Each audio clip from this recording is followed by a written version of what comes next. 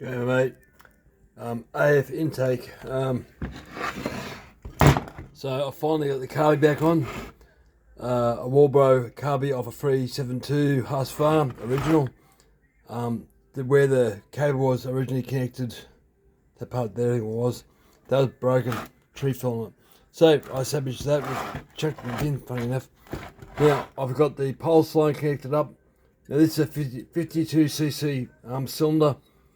I've run these on a 62cc before, but I've never had a decent air filter. Even now, it's not decent, but it's better than what it was. I was just opened up port before. I was using a plastic intake. Now the die-cast aluminium one's a bit wider on the actual intake as it goes in down there. So I got full choke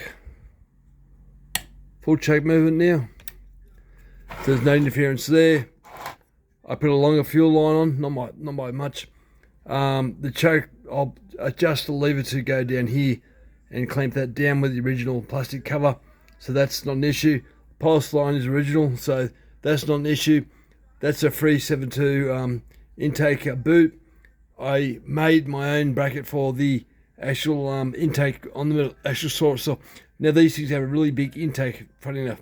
Now this has been poured to 84 degrees on the intake, but with the AF intake, the wing that's inside that probably takes up 4 degrees of that room. So I don't know if it's 84 or 80 or 79, I don't know. It did run fine, but it needed more air, more fuel. So this will open this thing right up. Now, torch. What I did there was just make a little plate back there and anchored it on the actual base where the plastic cowling goes. The plastic cowling normally bolts there and there, and the stop button normally here. This particular model had a plastic switch, so I used this one because I needed a slightly longer fuel line instead of buggerizing the other one up. This came off the 62cc one, so the metal clamp goes there. Because I lifted this up just a bit, I've now got full access to the actual high and low jets, the idle, so I can actually tune this thing easily. It's clamped down properly in here. It's got all the bits and pieces. The intake screws through here on the actual saw. They're Chinese copy of from a 372, so they go through there to a 372 clamp. I cut the end of that off.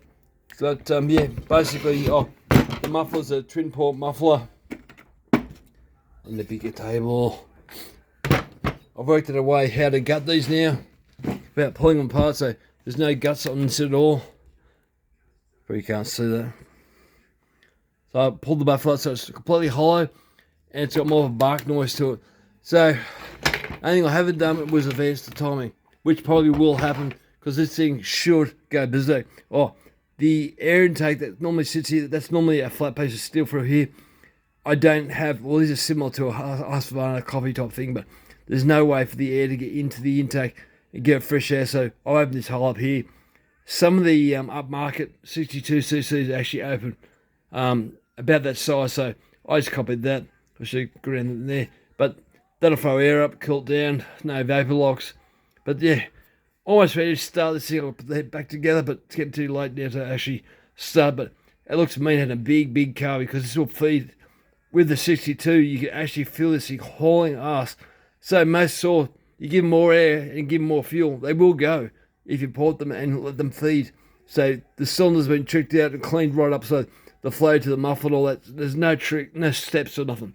Anyway, looking forward to this one. Alright, I'll speak to you later, guys. Thanks for watching.